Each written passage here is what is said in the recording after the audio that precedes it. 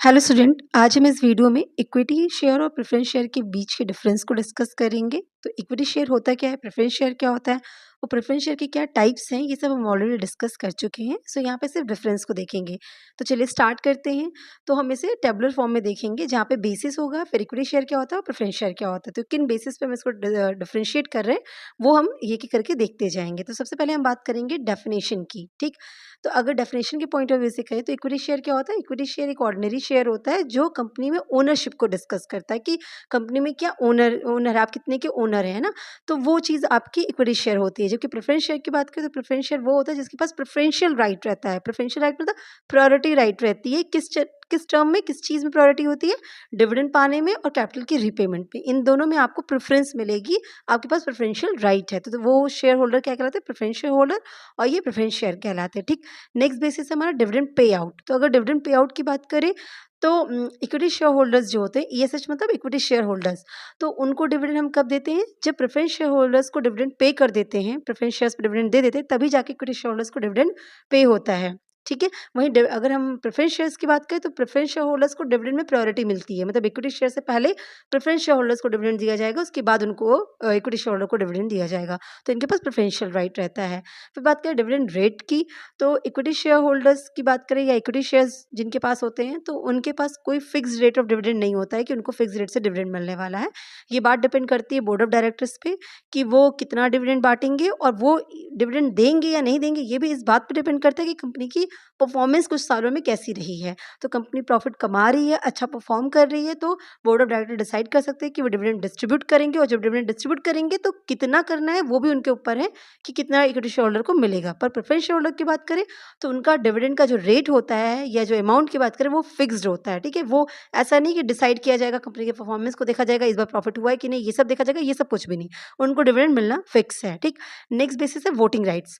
तो जो equity share holders होते हैं उनके पास वोटिंग राइट्स होता है, वो वोट कर सकते हैं। जब मीटिंग्स होती है तो उसमें रेजोल्यूशन पास करने के लिए वोटिंग की जाती है, तो इक्विटी शेयर होल्डर के पास वोटिंग का राइट होता है। जबकि प्रेफरेंस शेयर होल्डर्स के पास ऐसा कोई राइट नहीं होता है, वो कोई भी वोट नहीं कर सकते हैं। ठीक है, नेक्स्ट बात करें कन्वर्जन की, कन्वर्टेबिलिटी की बात करें तो जो इक्विटी शेयर्स हैं वो प्रेफरेंस शेयर्स में कन्वर्ट नहीं हो सकते, जबकि प्रेफरेंस शेयर्स को हम इक्विटी में कन्वर्ट कर सकते हैं। ठीक है, मतलब जैसे कन्वर्टेबल इक्विटी प्रेफरेंस शेयर है, तो कन्वर्टेबल प्रेफरेंस शेयर क्या होते हैं, जिनको इक्विटी शेयर में कन्वर्ट किया जा सकता है।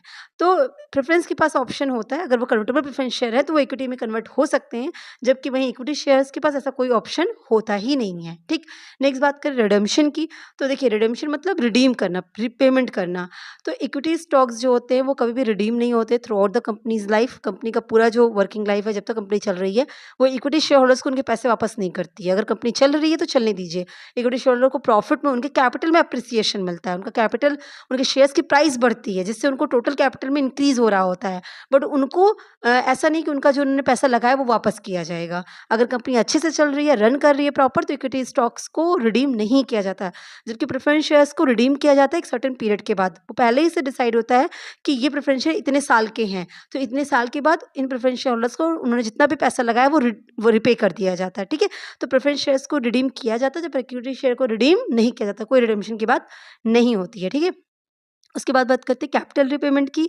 तो जो पैसा लगाया है, तो इक्विटी शेयर होल्डर्स ने जो पैसा लगाया है, मतलब जो कैपिटल लगाई है, वो उनको रिपे की जाएगी कब, जब कंपनी लिक्विडेट होती है, जब कंपनी बंद हो जाएगी तभी लिक्विडेट, जब मतलब वाइंड अप हो रहा है, कंपनी का लिक्विडेशन हो रहा है, तब उनको रिपेमेंट की बात कही जाती है। वो भी कब, जब सबको पेमेंट कर दिया जाएगा, अगर कुछ बचा तो इनको रिपे किया जाएगा, अगर कुछ नहीं बचा तो इनको रिपे नहीं किया जाएगा। ठीक, तो इनकी कैपिटल का रिपेमेंट कब होता है, एट द लास्ट, अगर कंपनी बंद हो गई। अगर कंपनी रन कर रही है तो फिर कभी नहीं होगा, पर अगर कंपनी बंद होने को आई तब इनको रिपेमेंट किया जाएगा, वो भी सबका पेमेंट करने के बाद। लिक्विडेशन अगर आपने पढ़ा हो तो देखेंगे आप कि सारे एसेट्स को रियलाइज करके सबका पेमेंट कर देते हैं, प्रेफरेंस शेयर होल्डर को भी पेमेंट कर देते हैं, देन जाके हम इक्विटी शेयर होल्डर्स को पे करते हैं अगर कुछ बैलेंस बचा है तो।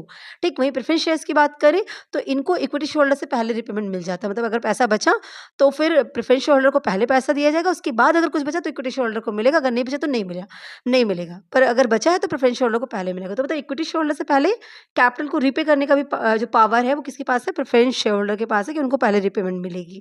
ठीक है, ये वाइंड अप के केस में हो गया कि कंपनी बंद हो रही हो तो, ठीक। अब बात करते हैं बोनस शेयर की, तो बोनस शेयर जो है वो इक्विटी शेयर्स के केस में इश्यू होता है। अगर एक कंपनी ने बोनस शेयर इश्यू किया तो वो किनको मिलेगा? इक्विटी शेयर होल्डर्स को मिलेगा, उन्हीं को बोनस शेयर्स पाने का अधिकार होता है, ठीक है। अगर कंपनी ने बोनस शेयर इश्यू किया और आप प्रेफरेंस शेयर होल्डर हैं तो आपको ये शेयर नहीं मिलने वाले। Bonus share preference share holders को नहीं मिलते हैं।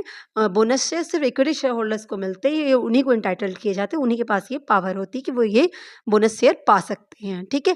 बात करें एरियर ऑफ डिविडेंड की, तो इक्विटी शेयर होल्डर्स के पास ऐसा कोई वो नहीं है, पावर, कोई भी राइट नहीं है कि उनको एरियर मिले डिविडेंड का, मतलब बकाया डिविडेंड मिले।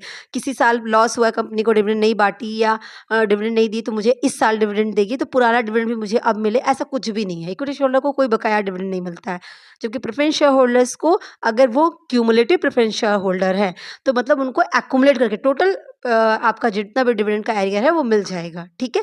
तो मतलब प्रेफरेंस शेयर होल्डर्स को पुराना अगर किसी साल प्रॉफिट नहीं हुआ है तो उस साल का भी डिविडेंड और इस साल करंट ईयर का भी डिविडेंड सब मिला के दिया जाता है, तो उनको एरियर ऑफ डिविडेंड मिलता है in case of cumulative preference shares. Clear है? अदरवाइज उनको भी नहीं मिलता, पर क्यूमुलेटिव प्रेफरेंस शेयर के पास, उनके पास ऑप्शन है, पर इक्विटी शेयर होल्डर के पास ऐसा कोई ऑप्शन नहीं होता है, ठीक।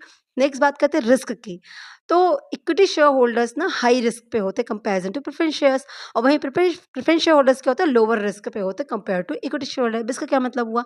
देखिए, इक्विटी शेयर होल्डर, आपने कंपनी के इक्विटी शेयर्स परचेज किए हैं, अगर आपने इक्विटी शेयर परचेज किए हैं और आप क्या बन गए? इक्विटी शेयर होल्डर बन गए। अब आपको क्या है, आपको कोई फिक्स अमाउंट का पैसा हर बार कोई डिविडेंड के फॉर्म में इनकम आपको हर साल तो नहीं आने वाली है, ठीक है।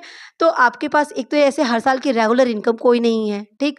दूसरी चीज़, आपको प्रायोरिटी में भी क्या रखा गया है? लास्ट रखा गया। अगर कभी कंपनी बंद भी होने गई तो सबसे लास्ट में पेमेंट किया जाएगा। डिविडेंड भी कंपनी के बोर्ड ऑफ डायरेक्टर्स पर डिपेंड करेगा, बांटना चाहे तो बांटे, नहीं तो नहीं। तो मतलब आपके केस में रिस्क है, आप इक्विटी शेयर होल्डर है, आपके पास रिस्क है, तो ओनरशिप है पर आपके पास रिस्क ज़्यादा है। कंपनी को कुछ भी होगा तो बियर कौन करेगा? इक्विटी शेयर होल्डर बियर करेंगे, ठीक है। वहीं प्रेफरेंस शेयर होल्डर की बात करें तो उनके पास रिस्क नहीं, उनको हर साल तो इनकम मिल ही रही है as in a form of dividend, एक फिक्स्ड अमाउंट, उन्हें फिक्स रेट से उनको डिविडेंड रिसीव हो रहा है हर साल, एक रेगुलर इनकम उनकी बनी पड़ी है, ठीक है। तो compare to equity share holder, preference share holder के पास लो रिस्क रहता है, उनको ज़्यादा रिस्क नहीं है, उनको हर साल इनकम मिल रही है। लेकिन इक्विटी शेयर होल्डर के पास रिस्क है, अगर कंपनी बंद भी हो गई तो प्रेफरेंस शेयर होल्डर्स को ये पता है कि पहले उनको पेमेंट कर दिया जाएगा, ठीक है। इक्विटी से पहले उनको पेमेंट मिलेगा मिलेगा, लेकिन इक्विटी शेयर होल्डर्स को पता है कि अगर सबको देने के बाद कुछ बचा तो मिलेगा, नहीं तो नहीं मिलेगा उनके। तो ये हायर रिस्क के केस में होता है, इनके पास रिस्क हायर होता है, ठीक है। अगर हम इशू करने की बात करें, मैंडेट टू इशू, तो इक्विटी शेयर इशू करना कंपनीज के लिए मैंडेटरी है। आप ये नहीं कह सकते कि मैं इक्विटी शेयर इशू ही नहीं करूंगा, तो कंपनी के अंदर इक्विटी शेयर होल्डर का होना जरूरी है। इक्विटी शेयर होल्डर कैसे होंगे? जो कंपनी इक्विटी शेयर इशू करेगी तभी तो कोई उसे परचेज करेगा और तभी तो इक्विटी शेयर होल्डर बनेंगे। तो इक्विटी शेयर होल्डर होना का मैंडेटरी है, मतलब कंपनी में इक्विटी शेयर इशू करना मैंडेटरी है।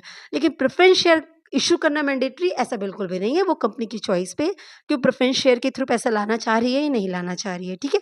अब हम बात करते हैं रोल इन मैनेजमेंट या पार्टिसिपेशन इन मैनेजमेंट की। अगर बात करें या कंट्रोल की बात करें तो इक्विटी शेयर्स के पास कंट्रोलिंग पावर होती है, क्योंकि वो ओनर होते हैं कंपनी के, तो वो कंपनी की जो मैनेजमेंट है उसमें पार्टिसिपेट करते हैं, उसमें उनका रोल होता है ना, वो डिसीजन लेते हैं।